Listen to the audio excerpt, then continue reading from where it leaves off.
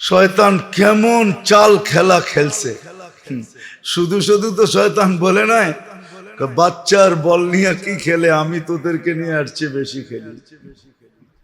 হ্যাঁ, কিতাবে লেখা আছে শয়তানের কথা, বাচ্চার ফুটবল নিয়ে কতটুক খেলে।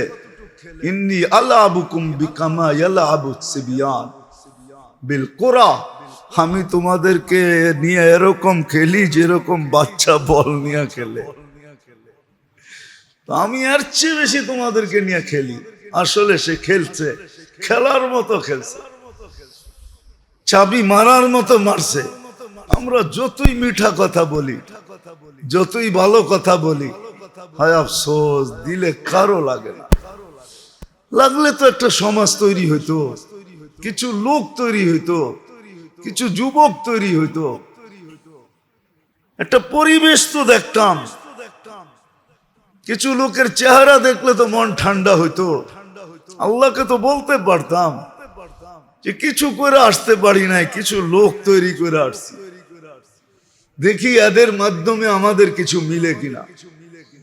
তো মেরে দোস্ত, সত্য এটাই যে বিশ্বাস করে আখেরাত, কবর, মউত, হাসর, মিজান, পুলসিরাত, জান্নাত, জাহান্নাম, ওকে গুছায়া যেতে হবে।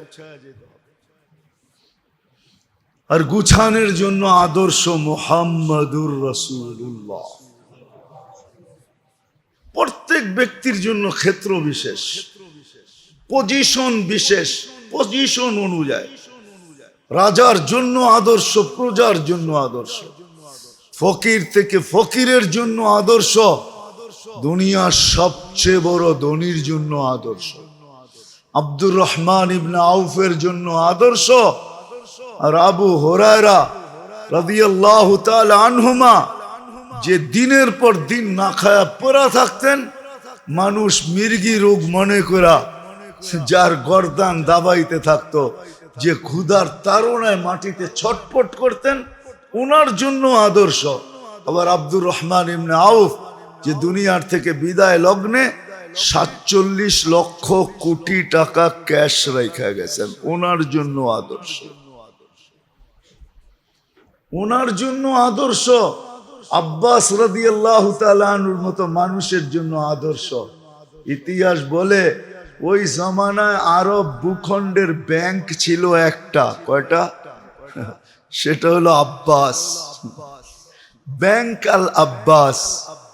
হুজুরের চাচা আব্বাস রাদিয়াল্লাহু তাআলা আনহু পুরা আরব ভূখণ্ডের ব্যাংক ছিল, ব্যাংক। ওনার চেয়ে বড় ধনী কেউ ছিল না, আর কোনো দ্বিতীয় ব্যাংক ছিল না ওইখানে, একটা ব্যাংকই ছিল। এই জন্যই তো বিদায় হজের দিন আল্লাহ রসুল দাঁড়ায় বলছিল, আমার চাচার যত লাভ আছে, টাকার লব্য অংশ আছে, আমি চাচার পক্ষ থেকে মাফ করে দিলাম। বাস, বাতিজা মাফ করছে লব্য অংশ, আর পাশে দাঁড়ায় চাচা বলছে, আমি তোমার চাচা, আমার সম্মান কম না, তুমি লভ্যাংশ মাফ করে দিছ, সুদ মাফ করে দিছ, আমি আজকে আসল মাফ করে দিলাম, সব মাফ। যত টাকা যার কাছে পাবো সব মাফ, সমূলে মাফ। ওই ব্যক্তি, ওনার জন্য রাসূলুল্লাহ সাল্লাল্লাহু আলাইহি ওয়াসাল্লাম আদর্শ। যুবকের জন্য আদর্শ, নারীর জন্য আদর্শ, পুরুষের জন্য আদর্শ।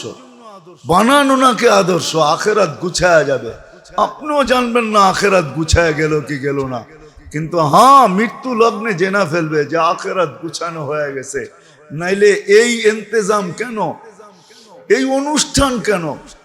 তখন দেখবে চোখে যে অনুষ্ঠান দেখা বলবে হ্যাঁ আখেরাত গুছায়া গেছে।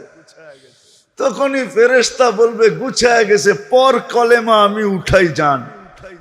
তখন কলেমা পড়বে আর জান বাহির হয়ে যাবে, আর নিজে চোখে আয়োজন দেখবে যে গুছানের আয়োজন কিরকম। কোরআন যেটার চিত্র তুলছে, ইন্নাল্লাযীনা ক্বালু রাব্বুনাল্লাহ সুম্মা ইসতাকামু তাতানাজ্জালু আলাইহিমুল মালায়েকা আল্লা তাখাফু ওয়া লা তাহজানু ওয়া আবশিরু বিল জান্নাতিল্লাতী কুনতুম তুআদুন নাহনু আউলিয়াউকুম ফিল হায়াতিদ দুনিয়া ওয়া ফিল আখিরাহ। সে আয়োজন দেখবে, জমিন থেকে আরশ পর্যন্ত আয়োজন হবে, সাজানো হবে, আয়োজন হবে, দুই কাতারে ফেরেশতা দাঁড়াবে। হাদিসে নাইলে কেন আসতো? বান্দা যখন তওবা করে এই খুশিতে আল্লাহ আকাশকে সাজায়। ফেরেশতারা জিজ্ঞেস করে এইটা এই এই আলোকসজ্জা কেন আজকে? বলছে তাবা আবদুম মিন ইবাদিল্লাহ, আল্লাহর এক বান্দা আজকে তওবা করছে, তার খুশিতে সাজানো হয়েছে। শুধু শুধু আমরা চিৎকার দিতেছি না, আসেন আর কত। মুহাম্মদুর রাসূলুল্লাহকে মানা ব্যতীত আখিরাত গুছানো হবে না। আখিরাত গুছানোর জন্য মুহাম্মদুর রাসূলুল্লাহ সাল্লাল্লাহু আলাইহি ওয়াসাল্লাম ওই আদর্শকে যে মানবে, যার সিরাতকে মানবে, সুরাতকে মানবে। সুরাত আল্লাহ রসুলের সুরত বানান, সুরত, সুরত বোঝেন, রূপরেখা বানান, কাজে দিবে। আল্লাহ বুঝাইয়া দিছেন। বলছিলাম মনে হয় আগে, মুসা আলাইহিস ইসলামকে সবচেয়ে বেশি কষ্ট যে দিত সামেরি, তাকে আল্লাহ ডুবানের থেকে বাঁচাইয়া দিছেন। যদিও ফেরাউনের লোক ছিল, জিজ্ঞাসা করছে আল্লাহ এটাকে কেন বাঁচাইয়া দিলেন? রূপরেখা তোমার দেখা লজ্জা লাগছে। যদি মুসা আলাইহিস ইসলামের রূপরেখা দেখে আল্লাহ লজ্জা লাগে, তা আমি তো বলি এই উম্মতকে দাড়ি দিছেন জান্নাতে যাওয়ার জন্য। মুহাম্মদুর রাসূলুল্লাহর রূপরেখা জান্নাতের জন্য। আপনি ভাবেন অন্যের রূপরেখা ধরলে, হ্যাঁ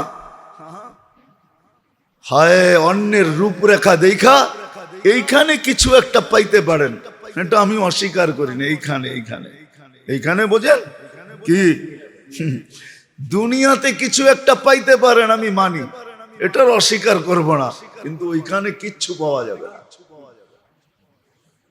ওইখানে তো মুহাম্মদুর রাসূলুল্লাহর রূপরেখা গ্রান্টেড, আল্লাহর কাছে দামি, প্রিয়, শুধু প্রিয় না।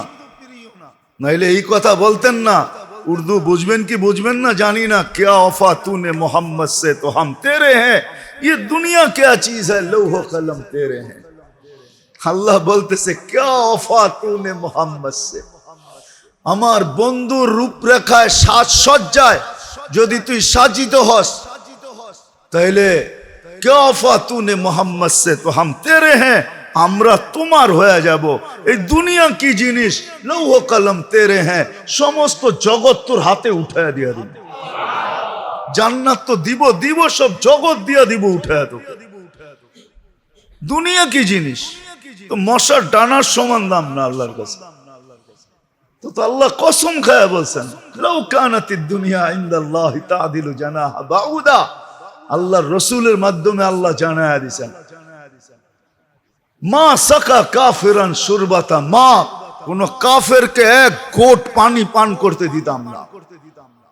কোন বেদিনকে, আল্লাহ দ্রোহীকে আল্লাহ ডাকবে আর আসবে না, আজানের ধ্বনি কানে যাবে আর আসবে না, ও পান করবে আল্লাহর পানি। যার ভিতরে হায়াত রাখা আছে, ওর জন্য বর্ষিত হয় বৃষ্টি, ওর জন্য উঠান আল্লাহ পাতাল থেকে পিওর পানি। দুনিয়ার সবচেয়ে ভালো পানি হলো পাতালের পানি। ডাক্তার করে জিজ্ঞাসা করেন, আপনার মিনারেলের চেয়ে কয়েক কোটি গুণ ভালো। মিনারেল মিনারেল করেন, মিনারেলের চেয়ে কয়েক কোটি গুণ ভালো হলো পাতালের পানি, এর চেয়ে ভালো হলো বৃষ্টির পানি। কোরআন বলে ওয়ানুনাজ্জিলু মিনাস সামাই মাআন তাহুরা লিনুহইয়া বিহি বালদাতান মাইতা। এইজন্য দুনিয়ার দেশ আছে এক ফোঁটা বৃষ্টির পানি বিনষ্ট হইতে দেয় না, এক ফোঁটা। চলেন আমার সাথে, আমি সফর করে আসছি, আপনারা আমার সাথে চলেন, এক ফোঁটা বৃষ্টির পানি বিনষ্ট হইতে দিবে না, সব জমা করবে। আর সারা বছর বৃষ্টির পানি ব্যবহার করে। আগে মানুষ পুকুরের পানি খাইতো, পুকুরের পানি। হ্যাঁ, আজ থেকে 50 বছর আগে কল সল ছিল না, ওই সময় ডায়াবেটিসও ছিল না, বড় বড় রোগ শোকও ছিল না, পিওর খাইতো, পুষ্কুনির পানি পিওর ছিল, পিওর। বেশির থেকে বেশি গ্রাম্য প্রচলন ছিল, ফিটকারি দিত ময়লাটা নিচে জমা যেত, ওইটা তারপরে উপর থেকে খাইতো, বেশিতে বেশি একটু ফিটকারি ঢেলা দিত। ফিটকারি চিনেন? হ্যাঁ, এটা ছিল পদ্ধতি। ওই ডাক্তার ওইটা খায়া বড় হইছে। এখন আধুনিক হয়েছি, আধুনিক। কি পানি? মিনারেল কিনা নিয়ে আয়। গাড়ি ভরা পানির কেস লইয়া ঘুরতে হয় এখন। আপডেট হয়ে গেছি, আপডেট। এক ফোঁটা পানি পান করতে দিতেন? ডাকবে আল্লাহর মসজিদে আসবে না? আসবে রমজান রাখবে না রোজা? মাল দিছে যাকাত দিবে না? সমর্থ দিছে হজ করবে না? গরিবের হক গরিবকে বুঝায়া দিবে না? হক্কুন লিসাইলি ওয়াল মাহরুম, প্রত্যেক ধনীকে বলে দিছে ধন তোর জন্য দেই নাই, অন্যের জন্য দিছি। এই জন্যই তো আব্দুর রহমান ইবনে আউফ রাদিয়াল্লাহু তাআলা আনহু বলতেন, সবাই জিজ্ঞাসা করতো এত মাল? কয় আমার জন্য না। কয় কার জন্য? কয় লিল্লাহি ওয়া লিরাসূলিহি ওয়া লিল মুমিনিন, আল্লাহ আল্লাহর রাসূল আর মুসলমানের জন্য আল্লাহ আমাকে দিছে। এখন তো মনে করি মাল আমার লিগা দিছে, এটা আমি বুক করমু, প্যারাডো চালামু, প্রতি বছর গাড়ির মডেল চেঞ্জ করমু, 6 মাস পর পর মোবাইলের মডেল চেঞ্জ করমু, 1 বছরের মাথায় ফার্নিচার চেঞ্জ করমু, কয়েকদিন পর পরই ঘরের ডেকোরেশন চেঞ্জ করমু। এটার জন্য বুঝি আল্লাহ মাল দিছে? মাল আমার জন্য দেয় না, গরিবের জন্য দিছে। কি ব্যাংক যদি মনে করে সব টাকা আমারই, ঠিক না? কি কি ঠিক হবে? ব্যাংকের কর্মচারীরা যদি মনে করে যা টাকা ব্যাংকে আসতেছে সব আমাগো, ঠিক না? বিকালবেলা ব্যাগ বইরা বইরা বাড়িতে লইয়া যায়, ঠিক না? হ্যাঁ, আল্লাহ আপনাকে ব্যাংক বানাইছে গরিবকে দেওয়ার জন্য। তো যেটা বুঝাইতেছিলাম মেরে দোস্ত, আসেন আল্লাহ রসুলকে মডেল বানাই, ওই মোহাম্মদুর রসুল্লাহকে মডেল বানাই, আদর্শ বানাই, ওনার পিছে চলি। উনি প্রত্যেকের জন্য ভিন্ন ভিন্ন, গরিবদের জন্য, ধনীর জন্য। এতটুকু বলছেন, হায় হায় হায়, কোরআন এটাও বলছে লা ইউকাল্লিফুল্লাহু নাফসান ইল্লা উসাহা, সাধ্যের বাহিরে না, সাধ্যের ভিতরে, ক্ষমতার ভিতরে যতটুকু করতে পারবো এতটুকু, আর বেশি না। বন্ধু আর বেশি বলবে না। এই জন্য আসেন, বাচ্চা থাকলে চলতে থাকবে ধারাবাহিকভাবে সিরাতের আলোচনা। আসেন একটা একটা করে শিখি, কাজে দিবে, আখিরাত গুছানো হয়ে যাবে। রব্বে কাবার কসম, গুছানের দৃশ্য আমি দেখা মন ঠান্ডা করে তারপরে উঠবো, এর আগে উঠবো না। এটাও আল্লাহর ওয়াদা। তোমাকে আশ্বস্ত করে উঠাবো, মন ঠান্ডা করে উঠাবো, তুমি নিজেই বলবে দেরি হয়ে যেতেছে। এই জন্য তো হাদিসে আছে, নেককার যখন মারা যায় তো জানাজা দেরি হইলে সে চিৎকার দিতে থাকে, যদিও চিৎকার কেউ শুনে না, সে লাশ বলতে থাকে কদ্দিমুনি কদ্দিমুনি কদ্দিমুনি, তাড়াতাড়ি আগে করো, তাড়াতাড়ি আগে করো, তাড়াতাড়ি আমাকে পৌঁছাও, দেরি হয়ে যাইতেছে।